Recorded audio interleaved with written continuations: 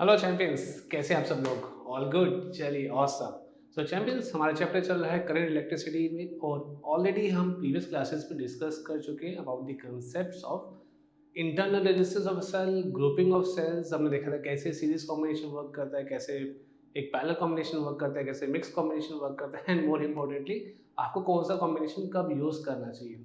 तो चलते हैं आगे। आज हम डिस्कस करने वाले एक और अच्छे से कंसेप्ट के बारे में, बट ये कंसेप्ट आप ऑलरेडी पढ़ चुके हैं अपनी जूनियर क्लासेस में, and that is the concept of heating effects of current. तो है वही चीज़ें जो आप ऑलरेडी जानते हैं, समझते हैं, बट थोड़ा सा कुछ नया एडिशन हम यहाँ पर करेंगे 12th क्लास के हिसाब से। तो आइए देखते हैं क्या करते हैं हम हीटिंग इफेक्ट्स ऑफ करंट में। अच्छा हाँ, हीटिंग इफेक्ट्स हम बाद में बात भी करेंगे पावर रेटिंग के बारे में और कैसे पावर कंजम्पशन पे फर्क पड़ता है जब आप एक ग्रुप यूज करते हो, ग्रुपिंग करते हो अप्लायंसेस की।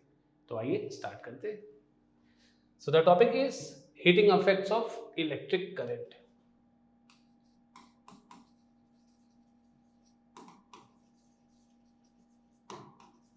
तो सबसे पहली चीज जो हमें यहाँ पर समझनी है कि ये हीट आती कहाँ से है किसी भी कंडक्टर के अंदर जब करंट पास करता है। तो थोड़ा सा हम इसका माइक्रोस्कोपिक व्यू देखेंगे। बेसिकली हीट हम ये जानते हैं कि एक फॉर्म ऑफ एनर्जी है ना। तो कहीं ना कहीं से कुछ एनर्जी का कन्वर्जन होगा तभी ये हीट जनरेट होगी, एंड एग्जैक्टली बिल्कुल यही होता है। अगर आप किसी भी कंडक्टर को देखते हैं जूम इन करके ऑफ कोर्स, तो यहाँ पे आपको काफी सारे इलेक्ट्रॉन्स मूव करते हुए दिखाई देंगे, बट कब? जब आप एक एक्सटर्नल पोटेंशियल डिफरेंस अप्लाई करेंगे with the help of a cell और अ बैटरी। तो यहाँ पे कुछ पॉजिटिव नेगेटिव एक इलेक्ट्रिक फील्ड सेटअप हो जाएगा। पॉजिटिव से नेगेटिव की तरफ से हम ऐसे मान लेते हैं, this is the setup of electric field from positive to negative, and the electrons of this conductor will start to move towards the positive end। तो ये अगर हमारा इलेक्ट्रॉन है तो ये इस तरफ भागना स्टार्ट कर देगा। ऐसे काफ़ी सारे इलेक्ट्रॉन्स होंगे जो इस तरफ चलना स्टार्ट कर देंगे। ऑफ कोर्स जब इन पे इलेक्ट्रिक फील्ड लगता है, फोर्स आता है, उसके से इनकी वेलोसिटी बढ़ती है, बट रास्ते में आयंस आते हैं। ये ऑलरेडी हम चीज़ पढ़ चुके हैं कहाँ पर, in the concept of drift velocity. बिल्कुल वही सेम चीज़ है। तो यहाँ पर हो क्या रहा है, जैसे ही इलेक्ट्रॉन से मूव करना स्टार्ट करता है रास्ते में आ जाता है एक ion. So this is an ion जिसके साथ इस इलेक्ट्रॉन की कोलिजन होगी। अगेन एक और ion, pink ion white ion ऐसा नहीं होता, सारे एक जैसे आयन हैं, तो इसको एक बार पिंक कर देते हैं। हाँ, तो ये एक आयन है, ये भी एक आयन है, इधर भी कोई आयन होगा, इधर भी कोई आयन होगा, and there billions of ions, billions of electrons which are moving. Electrons are moving, ions are stable. But जैसे ही ये इलेक्ट्रॉन इस पे हिट करेगा तो इस आयन की एनर्जी बढ़ेगी। तो ये आयन क्या करेगा, ये अपनी पोजीशन पे वाइब्रेट करना स्टार्ट कर देगा। सिमिलरली सारे के सारे आयंस ऐसा ही कुछ करने वाले हैं, और जैसे जैसे कोलिजन्स बढ़ते जाएंगे इनका एक्शन भी और वॉयलेंट होता जाएगा, ये और ज़्यादा वाइब्रेट करना स्टार्ट कर देंगे। तो बेसिकली इलेक्ट्रॉन्स की जो काइनेटिक एनर्जी है वो कन्वर्ट हो रही है इन दी एनर्जी ऑफ आयंस। और ये एनर्जी किस फॉर्म में आपको दिखती है? ये एनर्जी आपको दिखती है डेफिनेटली हीट के फॉर्म में। तो यही बेसिक रीजन है for the heating effect of current.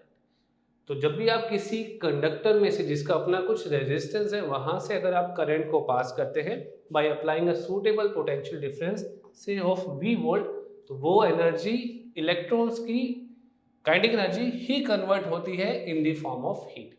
तो इसको हम थोड़ा मैथमेटिकली तरीके से भी एक बार देख लेते हैं कि ये कैसे हम इसको एक्सप्रेस कर सकते हैं। तो उसके लिए एक बार आगे चलते हैं। लेट अस से हमारे पास एक रेजिस्टर है, प्योर रेजिस्टर जिसका रेजिस्टेंस है R। हमने कनेक्ट करा इसको एक सेल के साथ जो कि हमें प्रोवाइड कर रहा है, हमें मतलब इस रेजिस्टर को प्रोवाइड कर रहा है इसके दो एंड्स के across, let us say end A और एंड B के अक्रॉस एक पोटेंशियल डिफरेंस V वोल्ट का। ये पॉजिटिव टर्मिनल है, ये नेगेटिव टर्मिनल है। So VA we can say is the potential at point A, VB is the potential at point B. Definitely potential A point का will be greater than potential of point B, because बीच में आ गया resistance, और resistance क्या करेगा, एक potential drop दे देगा। आप ये भी कह सकते हैं कि VA माइनस VB एक ऐसी क्वांटिटी है विच इज मोर देन 0। ठीक है, तो यहाँ पर एक चार्ज ने मूव करा, एक इलेक्ट्रॉन ने मूव करा, तो जब इस रेजिस्टेंस के थ्रू होता हुआ जाएगा तो उसकी पोटेंशियल एनर्जी में भी ड्रॉप आएगा। कैसे, हम देख सकते हैं। लेट अस से UA is the potential energy of the charge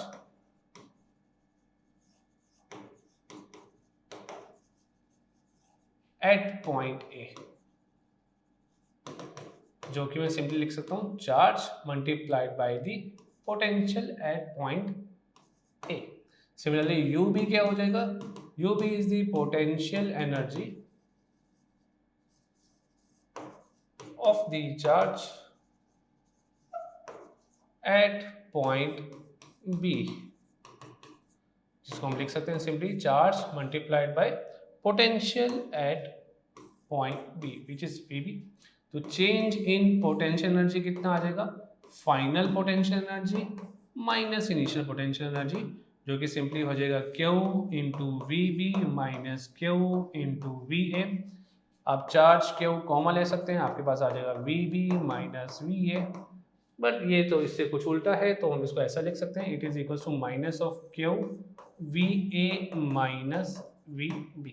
तो ये आ गया चेंज इन पोटेंशियल एनर्जी। तो हमने सिंपली एक पोटेंशियल अप्लाई करा, पोटेंशियल डिफरेंस अप्लाई करा with the help of a cell, current flow करेगा रेजिस्टर के अक्रॉस, पोटेंशियल एनर्जी में ड्रॉप आएगा जो कि होगा इतना। अब हो क्या रहा है, यहाँ पे कोई भी नॉन कंजर्वेटिव फोर्स तो लग नहीं रहा, तो हम ये कह सकते हैं कि टोटल मैकेनिकल एनर्जी जो होगी इन चार्ज कैरियर्स की वो कांस्टेंट होनी चाहिए। तो हम कह सकते हैं यहाँ पर कि टोटल एनर्जी कांस्टेंट है, यानी कि change in kinetic energy plus change in potential energy should be equal to 0। There is no change in the mechanical energy of these charge carriers. So यहाँ पे कह सकते हैं delta K is equal to minus of delta U. So delta K is equal to minus, और अभी हमने यहाँ पे देखा it is equal to minus of Q into potential difference Q into V। तो change in kinetic energy is simply equal to QV। अब ये kinetic energy का जो चेंज है वो ही अपीयर हो रहा है in the form of heat, तो हम इसको यहाँ पे लिख सकते हैं delta K is equal to H which is equal to Q into V। तो H का सीधा सीधा फॉर्मूला आता है हमारे पास, Q को करंट इंटू टाइम लिखा जा सकता है multiplied by V। So heat generated in a circuit when the current I is passed by applying a potential difference of V volt for any time t is equals to VIT. So this becomes the formula for the heat developed in a resistor or a conductor. Definitely आपने अपनी junior classes में 10 classes में इसके different forms देखी हैं, जैसे heat is VIT। आप Ohm's law का यूज करके V को IR पुट कर सकते हैं, तो हीट का एक फॉर्मूला बन जाएगा आपके पास I² R into T। Similarly VIT वाले फॉर्मूले में आप I को फिर से ओम्स लॉ का यूज करके V/R पुट कर सकते हैं, तो हीट का दूसरा फॉर्मूला बन जाएगा V² R into T। So we have got 3 formulas for the heat, एक हो जाएगा V² R इंटू T, एक हो जाएगा I² R इंटू T, और एक सिंपली फॉर्मूला है हमारे पास VIT। अच्छा, यहाँ पे जितनी भी हीट जनरेट होगी वो सारी हीट किस में होगी, जूल में होगी। आप इसी चीज को कैलोरीज में भी एक्सप्रेस कर सकते हो, तो सिंपली आपको क्या करना पड़ेगा, जो भी आपके पास फॉर्मूला है उसमें डिवीजन करना पड़ेगा 4.18 से। काफी जगह आपको ये 4.2 लिखा हुआ दिख जाएगा which is the approximate value, और ये कन्वर्जन हो जाएगा कैलोरी में, because we know that 1 calorie is equal to 4.18 joules. ऐसे यहाँ पर कितना आ जाएगा, ये आ जाएगा I² R into T upon 4.18 calorie. यहाँ पे हीट आ जाएगा V² R upon T divided by 4.18 calorie. तो बेसिक से रिलेशनशिप जहाँ पे हमने जूल और कैलोरी में भी कन्वर्जन करके देख लिया है। चलते हैं इससे आगे, एंड ये जो हीट है formula basically H is equal to VIT, ये बेसिकली वर्क करेगा किसी भी टाइप के सर्किट के लिए, चाहे आपका AC सर्किट हो जिसके बारे में हम ऑलरेडी तो नहीं आगे जाके पढ़ेंगे, DC सर्किट के बारे में ऑलरेडी हम बातें कर रहे हैं। तो DC is direct current, and AC is alternating current, एक ऐसा करंट जो वेरी करेगा अपने मैग्नीट्यूड में भी और अपने डायरेक्शन में भी, कुछ इस तरीके से। अभी क्यों वेरी कर रहा है, ऐसा ही वेरिएशन क्यों आ रहा है, ये सब हम डिस्कस करेंगे आगे जाके। बट अभी आप फिलहाल इतना समझ सकते हैं कि इस टाइप का भी करंट होता है जिसे हम ऑल्टरनेटिंग करंट कहते हैं। अच्छा बाय द वे, ये वही करंट है जो आपको अपने घरों में मिलता है। आप अपने घर में एक सेल लगा के फैन को ऑपरेट नहीं करते या AC को ऑपरेट नहीं करते, टेलीविजन को ऑपरेट नहीं करते या कर भी नहीं सकते, तो आप जो अपने घर में कंजम्पशन करते हैं वो सारा इस टाइप की वोल्टेज से या इस टाइप के करंट से ही आप कर पाते हैं। डायरेक्ट करंट एक ऐसा करंट जो आपको सेल या बैटरी से मिलता है। तो डायरेक्ट करंट या डायरेक्ट सर्किट हो या ऑल्टरनेटिंग करंट वाला सर्किट हो, ये वाला फॉर्मूला, हीट का फॉर्मूला, चाहे VIT हो या I2RT हो, दोनों जगह एप्लीकेबल है। एक छोटा सा डिफरेंस बस ये आता है कि जब भी आप AC सर्किट्स का यूज करेंगे वहां पे हीट डेवलप के लिए आप वोल्टेज की RMS stands for root mean square, and similarly current की भी RMS वैल्यूज का यूज करेंगे। अभी कौन सी वैल्यूज होती हैं, ये क्यों आ रही हैं, ये सब हम डिस्कस करेंगे आगे जाके हमारे चैप्टर में alternating current and electrical machines में। फिलहाल आप इतना समझ सकते हैं कि चाहे DC सर्किट हो या AC सर्किट हो, ये वाला फॉर्मूला जो है दोनों ही केसेस में एप्लीकेबल होता है। तो this is the basic thing about the heat developed in a circuit. चलते हैं इससे आगे और बात कर लेते हैं एक बार power developed in a circuit की। तो इसमें अच्छा, इसमें आगे जाने से पहले एक चीज और हम देख सकते हैं, ये जो हमने फॉर्मूलाज यहाँ पर पढ़े हैं इन्हीं को हम क्या बोलते हैं, Joule's law of heating. These formulas are also known as Joule's law of heating. अब जूल्स लॉ ऑफ हीटिंग थोड़ा सा इसको भी समझ लेते हैं, ये क्या कहना चाहता है। Joule's law of heating, so basically हमने देखा फॉर्मूला हीट के लिए, that it is equals to I²R into T. तो जूल्स लॉ के अकॉर्डिंग जो heat developed in a resistor है that is directly proportional to the square of the current for a given value of resistance. आप resistance की value को fix कर दीजिए, तो जो हीट डेवलप होगी सर्किट के अंदर that will be directly proportional to the square of the current. आप ये भी कह सकते हैं कि heat is also proportional to the resistance for a given value of current. अगर हमारा करंट फिक्स्ड है तो जो भी हीट प्रोड्यूस होगी वो रेजिस्टेंस पे भी डिपेंड करेगी। जो बड़ा ही रेजिस्टेंस वाला कंडक्टर होगा वो ज़्यादा हीट प्रोड्यूस करेगा, जनरेट करेगा, और जो लो रेजिस्टेंस वाला होगा वो कम हीट जनरेट करने वाला है। सिमिलरली हमने ये फॉर्मूला भी पढ़ा that H is equals to V²/R into T. So heat is also proportional to V² for a given value of R।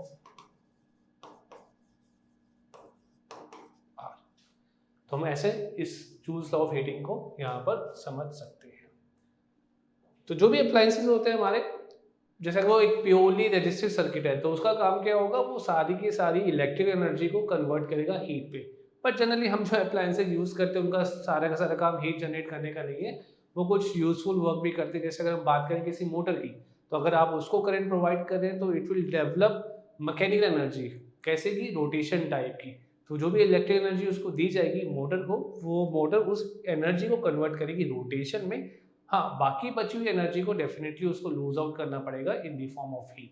है ना, आपने ये भी एक्सपीरियंस करा होगा, उसी मोटर को अगर आप काफ़ी देर तक चलाते हैं तो वो मोटर जो है वो हीट अप हो जाती है। वो मैकेनिकल एनर्जी तो डेवलप कर रही है, पर उसके साथ साथ काफ़ी सारी हीट एनर्जी भी डेवलप करती है। आपके लैपटॉप्स में बेसिकली आपके कंप्यूटर सिस्टम के CPUs में यही चीज़ हो रही होती है। जब आप ज़्यादा यूज़ करते हैं, आप मोबाइल फ़ोन को ज़्यादा यूज़ करते हैं, तो वहाँ पे भी हीटिंग इफेक्ट ज़्यादा आता है। और उस हीटिंग इफेक्ट को कम करने के लिए आपने देखा होगा आपके लैपटॉप में एक छोटा सा फैन लगा रहता है जिसकी आवाज़ आपको आती है। बिल्कुल ठीक, वो हीटिंग इफेक्ट को कम करने के लिए ही होता है। तो चलते हैं आगे, बात करते हैं अब पावर के बारे में। So what is electric power? In fact हम तो अच्छे से जानते हैं कि power is simply defined as the rate of doing work. तो अगर इलेक्ट्रिक पावर है तो the amount of electrical work done per unit time. So अगर हमारे पास कोई भी EMF का सोर्स है, वो कितना वर्क कर रहा है per unit time in order to maintain the flow of charges through a resistor R, then the rate of doing work is known as power. So हम लिख सकते हैं the amount of work done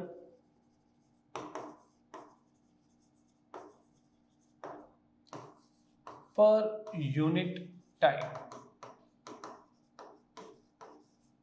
by the source of EMF,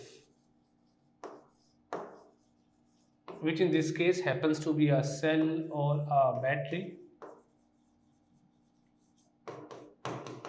in moving या in maintaining a steady current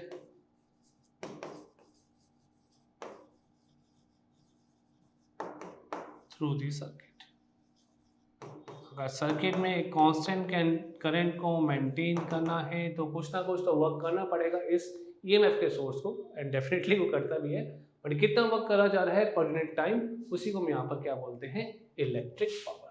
so electric power denoted by power letter P is simply equals to the potential difference applied multiplied by the current passing through the circuit. Of course आप इसी formula को I square R की form में भी express कर सकते हैं, और इसी फॉर्मूला को आप वी स्क्वायर बाई आर की फॉर्म में भी एक्सप्रेस कर सकते हैं. पावर की ऐसा यूनिट हम जानते हैं, ऐसा unit of power is what, ये आपने पहले भी पढ़ा हुआ है, denoted by capital W. So 1 what का सिंपल सा मतलब होगा कि अगर 1 जूल का इलेक्ट्रिकल वर्क करना पड़ रहा है इस EMF के सोर्स को पर सेकेंड, यानी कि पावर जो डेवलप कर रहा है ये source, this is equals to 1 watt. या हम ऐसे भी कह सकते हैं, किसी इलेक्ट्रिकल अप्लायंस के बारे में बात कर सकते हैं. अगर किसी इलेक्ट्रिकल अप्लायंस की पावर 1 वॉट है तो 1 जूल की इलेक्ट्रिकल एनर्जी को कंज्यूम कर रही होगी वो अप्लायंस 1 सेकेंड के अंदर. बड़ी यूनिट्स भी होती है हमारे पास, like 1 horse power is also there. 1 horse power is simply equals to 746 watt. 1 kilowatt is also there. 1 kilowatt is equals to 1000 watt. 1 megawatt is also there. 1 megawatt is 10⁶ watt. तो ये हो जाता है सिंपली पावर के बारे में. ऐसे ही हम बात कर सकते हैं इलेक्ट्रिकल एनर्जी के बारे में.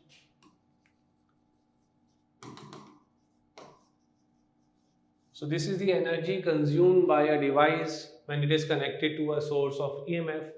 तो एनर्जी है तो ऑफ कोर्स ये जूल में होगी. So energy E is simply equals to I square RT. ये एनर्जी हम मेजर करेंगे जूल पे. बट ऑफ कोर्स अब हमारे पास जो अप्लायंसेज हैं वो वॉट्स में होती हैं, किलो वॉट्स में होती हैं, वो तो काफ़ी ज़्यादा एनर्जी यूज़ करती होंगी किसी भी गिवन टाइम में. उनको जूल में एक्सप्रेस करना will be I would say complex thing हो जाएगी. आपको कैसे लगेगा कि आपका AC जो है वो 3 घंटे के अंदर 20,417 जूल की एनर्जी कंज्यूम कर रहा है. तो उसके लिए हम क्या कर सकते हैं, उसके लिए हमारे पास एक दूसरी यूनिट होती है जिसको हम मेजर करते हैं किलोवाट आवर में, kWh. आपने देखा होगा आपके घर में जो इलेक्ट्रिकल बिल्स आते हैं वहाँ पे आपको मेंशन होता है कि आपने इस मंथ के अंदर, आपने अगस्त मंथ के अंदर या जून मंथ के अंदर एसीज को ज़्यादा चलाया तो आपने जो टोटल कंजम्पशन करा वो कुछ 800 यूनिट्स का करा. तो जो यूनिट होती है वो यही चीज़ होती है kWh. So 1 unit is equals to 1 kilowatt hour, which is again equals to 3.6 into 10⁶ joule. तो जब आप 800 यूनिट यूज कर रहे थे तो इसका मतलब था आपने इतने जूल की इलेक्ट्रिकल एनर्जी को कंज्यूम किया था उस पर्टिकुलर मंथ में. अकॉर्डिंगली उसी के हिसाब से आपका बिल भी आया होगा. डिपार्टमेंट्स चार्ज समवेयर 5 रुपये 6 रुपये की 1 यूनिट, तो उसके हिसाब से आप अपना बिल कैलकुलेट कर सकते हैं. प्लस टैक्सेस आर एडिशनल, वो उसमें हम नहीं जाएंगे. बेसिक कैलकुलेशन जो होती है वो इसी हिसाब से होती है. आपके घर में अप्लायंसेज हैं, कितने अप्लायंसेज आपने यूज़ करे, कितने टाइम तक यूज़ करें, उन सब का एग्रीगेट आपके पास आपको इलेक्ट्रिक मीटर में दिख जाता है. वही मीटर की रीडिंग के हिसाब से आपका बिल जनरेट होता है. टैक्सेस एंड सेस वगैरह वो सब एक्स्ट्रा होते हैं, बट बेसिक जो कन्वर्जन होता है वो सिर्फ इसी चीज़ को फॉलो करता है. सो 1 kWh का यहाँ पे सिंपल सा मतलब होगा कि अगर कोई 1 किलोवाट की डिवाइस है, आपने उसको 1 घंटे तक ऑपरेट करा तो इन टोटल आपने 1 kWh की इलेक्ट्रिकल एनर्जी को कंज्यूम कर लिया है, जिसके लिए अब आपको पैसे देने पड़ेंगे. So sorry. तो this is the basic thing of electrical energy. चलते हैं आगे और अब फाइनली बात करते हैं हम power consumption in a combination of appliances. Of course हम अपने घरों में क्या करते हैं, एक से ज़्यादा अप्लायंसेस का यूज़ करते हैं। एसी भी चल रहा है, टेलीविज़न भी चल रहा है, म्यूज़िक सिस्टम भी चल रहा है, लाइटिंग भी हो रखी है, तो काफ़ी सारे अप्लायंसेस आ जाते हैं। अब उन अप्लायंसेस का सीरीज़ कॉम्बिनेशन भी होता है, पैरेलल कॉम्बिनेशन भी होता है। डेफिनेटली मैं यहाँ पे क्लियर कर दूँ कि जो हम चीज़ें घर में यूज़ करते हैं, रेजिडेंशियल पर्पस के लिए यूज़ करते हैं, वो सब पैरेलल कॉम्बिनेशन में होता है। बट अगर हम एक सीरीज़ कॉम्बिनेशन लेते हैं इलेक्ट्रिकल अप्लायंसेस का, तो फिर टोटल पावर या इक्विवेलेंट पावर क्या आ सकती है, वो ज़रा हम यहाँ पे चेक करते हैं। सो नेक्स्ट पेज पे डिस्कस कर लेते हैं इसको। So power consumption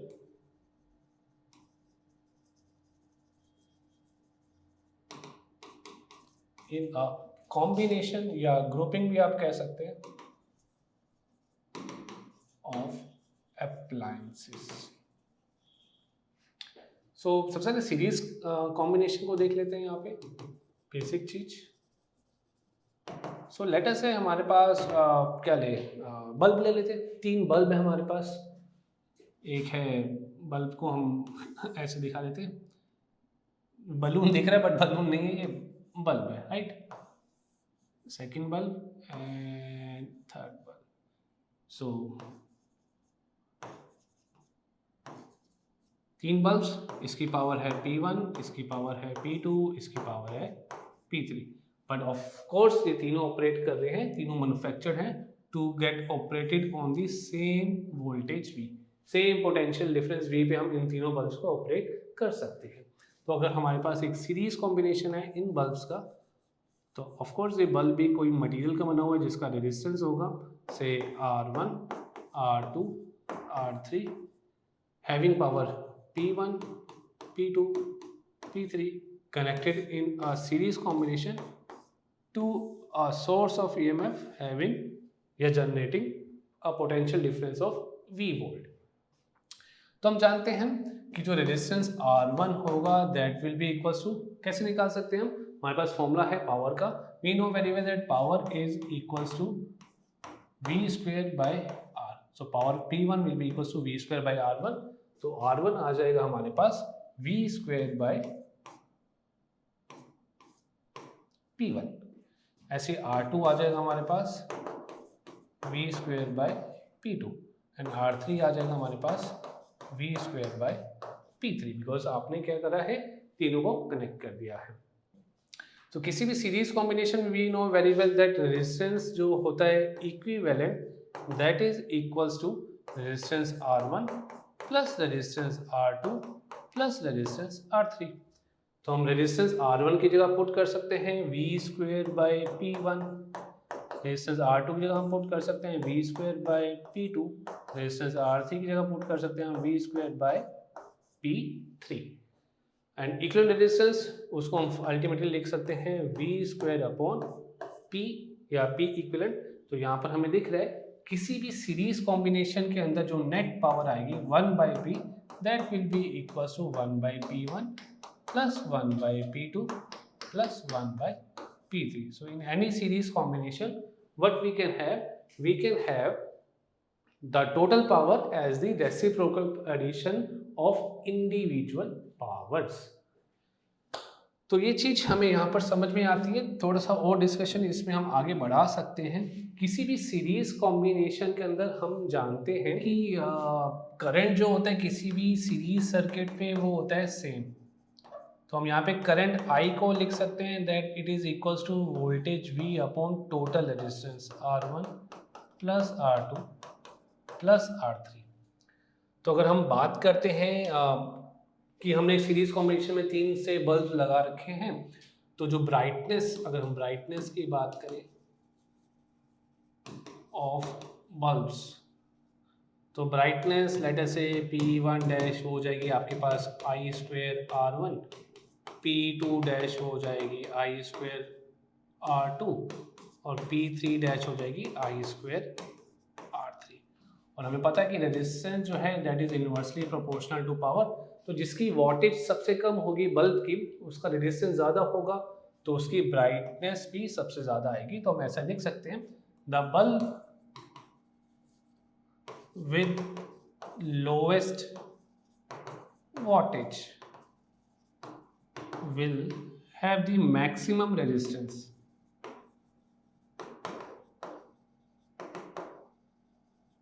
and hence will glow with the maximum brightness.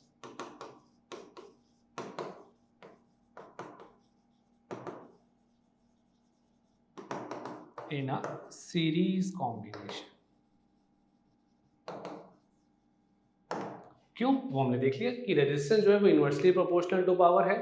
Power क्या था? Power is simply equal to v square upon r. So resistance is inversely proportional to power. Brightness current same दे रहे हैं तो हम of course इसी formula का use करेंगे. दैट ब्राइटनेस पावर p से डिनोट करें यहाँ पे is equal to I square r1 I square r2 I square r3 square यहाँ पे ठीक कर लेते हैं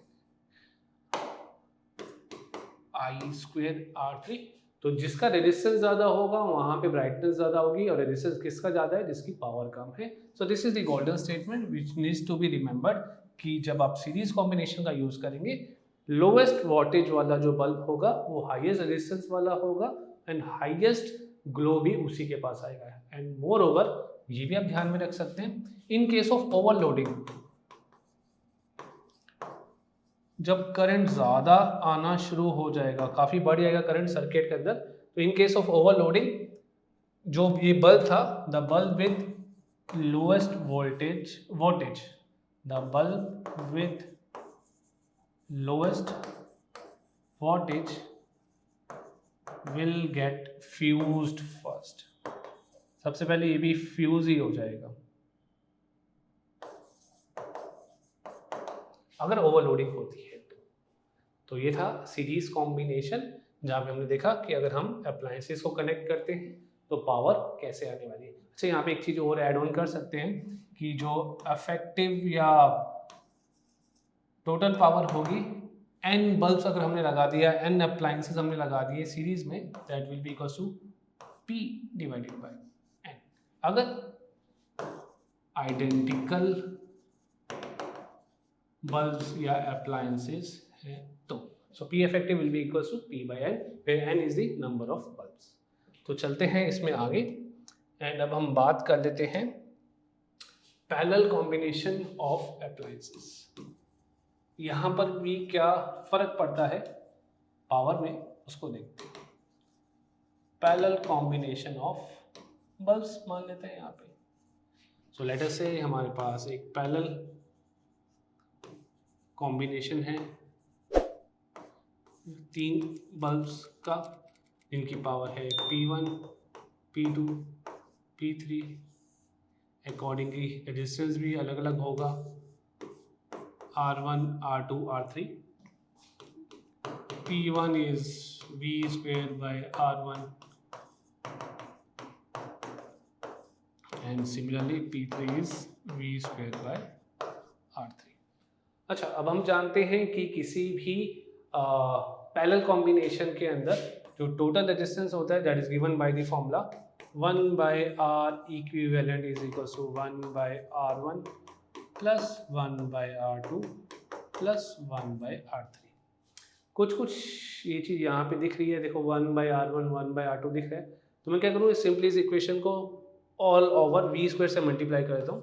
सो v square upon R equivalent is equals to v square by r1 plus v square by r2 plus v square by r3.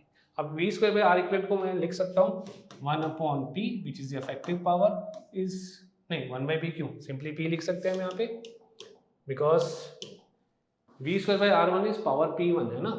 So power p1 plus power p2 plus power p3 is equals to effective या net power in a parallel combination. तो similarly अगर मेरे पास n identical bulbs आ जाते हैं तो definitely मेरा power consumption बढ़ जाएगा. ऐसे तो होता है आपके घर में ज़्यादा अप्लायंसेस आ जाते हैं तो आपका बिल भी ज़्यादा आना शुरू हो जाता है अगर आप सारे अप्लायंसेस को यूज़ करते हैं साइमल्टेनियसली.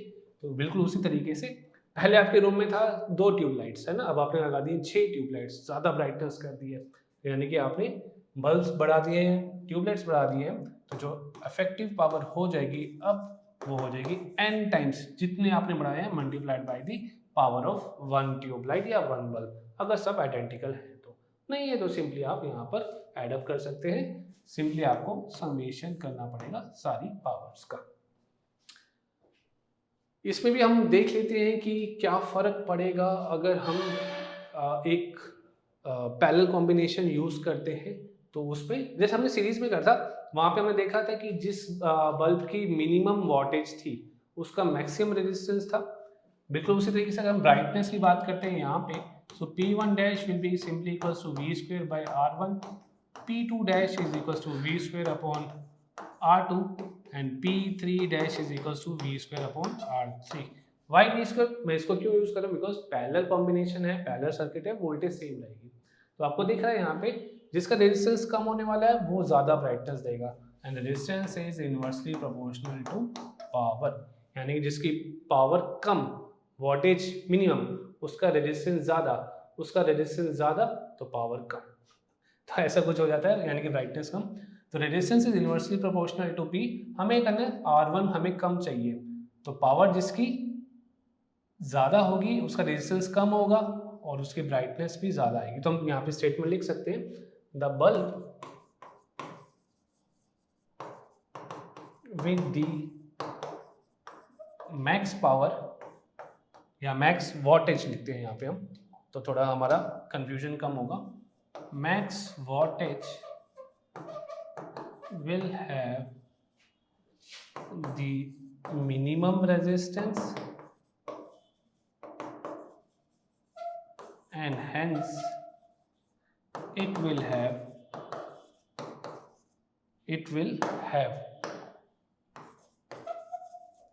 the max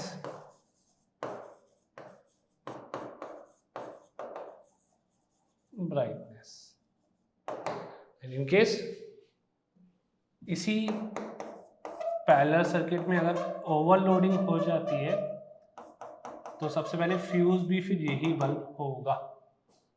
अगर ओवरलोडिंग हो जाएगी तो जो बल्ब होगा आपकी मैक्सिमम वोल्टेज वाला वही पहले फ्यूज हो जाएगा, अगर आपने पैरेलल कॉम्बिनेशन यूज करा है तो ये था concept of power in a combination of resistors.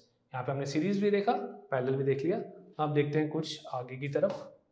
तो इसके बाद हम बात कर लेते हैं the efficiency of a power source. So next one is efficiency of a source of an EMF. तो एफिशिएंसी हम जानते हैं सिंपली क्या होता है, output power by input power. कितना आउटपुट हमें मिल रहा है और कितना इनपुट दिया जा रहा है। So efficiency is simply output power will be simply the V into I, जो हमें पोटेंशियल डिफरेंस मिल रहा है उसको हम करंट से मल्टीप्लाई करेंगे, वो बन जाएगा output power. Input power because input है EMF इंटू करंट I, तो सिंपली ये किसके इक्वल हो जाएगा, V upon E। More over efficiency में आप V को लिख सकते हैं I into R and E को आप लिख सकते हैं I R प्लस R। ये चीज आपको याद होगी, हम ऑलरेडी डिस्कस कर चुके हैं, जहाँ पे R का मतलब क्या होता है, R is the internal resistance, capital R is the load resistance जिसको आपने कनेक्ट करा है, and small r is the internal resistance of the cell या battery.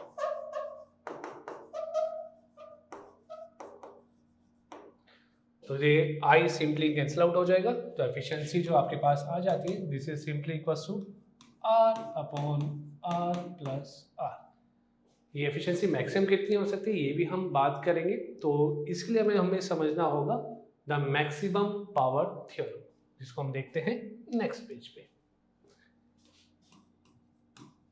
Next one is maximum power theorem, कि हम मैक्सिमम पावर कब obtain कर सकते हैं किसी भी एक सेल से या ईएमएफ के सोर्स से।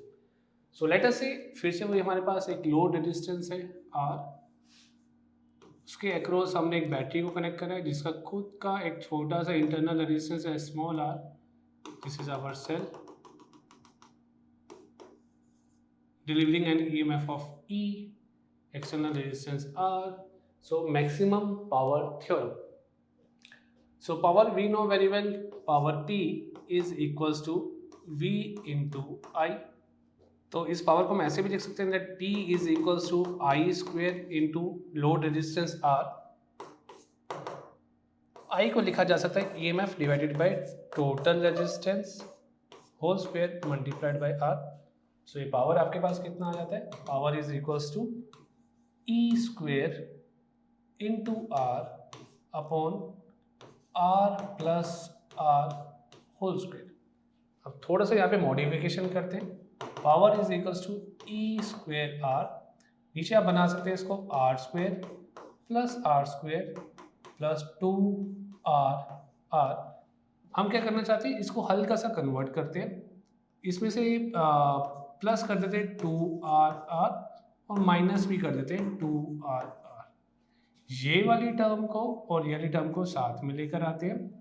सो पावर आपके पास आ जाएगा E square R whole divided by R minus R whole square plus 4 capital R small are.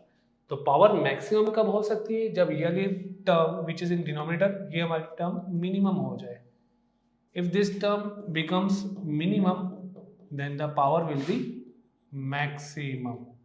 So power max हम लिख सकते हैं कब आएगा हमारे पास, when r minus r whole square becomes equal to 0.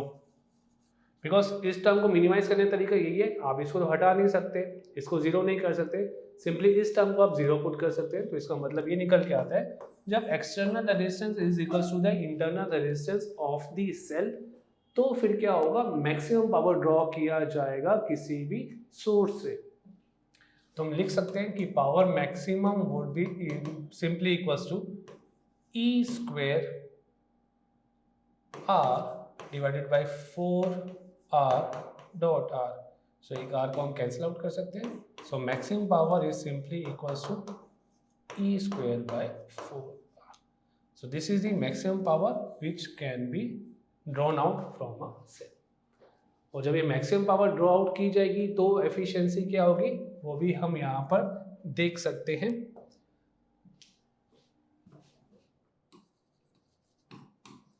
Maximum efficiency of a cell. So हम जानते हैं efficiency is equals to output power by input power, जिसके लिए हमने ऑलरेडी एक फॉर्मूला डिराइव कर लिया था. दैट फॉर्मूला जो कि हमने यहाँ पर देखा था, that was equals to R upon R plus R. इसी का हम यूज करेंगे. Efficiency max R upon R plus R. यहाँ पे क्या होगा, जब दोनों रेजिस्टेंस बराबर हो जाते हैं तो आपके पास मैक्सिमम एफिशिएंसी आएगी. So efficiency max is equals to R upon R plus capital R. This is equal to half, यानी कि maximum efficiency is equal to 0.5 और 0.5 और we can say 50%. So 50% is the maximum efficiency which can be drawn out of a cell, जब maximum power आप निकाल रहे होगे किसी भी सेल से. अच्छा, ये भी आपने नोटिस करा है कभी, जब आप किसी सेल को या बैटरी को, लेट से हमारी बैटरी आपने देखा होगा ऐसे 9 वोल्ट वाली बैटरी आती है, इसको आप डायरेक्टली वायर से कनेक्ट कर देते हैं तो ये क्या होता है, this is called as a shorting of battery. तो जब बैटरी को आप शॉर्ट कर देते हो तो एक्सटर्नल रेजिस्टेंस पे तो हीट डेवलप होती है, बट बैटरी खुद भी अंदर अपनी हीट डेवलप कर देती है एंड मैक्सिमम पावर वो हीट की फॉर्म में ही लूज आउट कर देती है. मैक्सिमम एनर्जी आप कह सकते हो हीट की फॉर्म में लूज आउट कर सकती है या कर देती है. That is known as the shorting of the battery.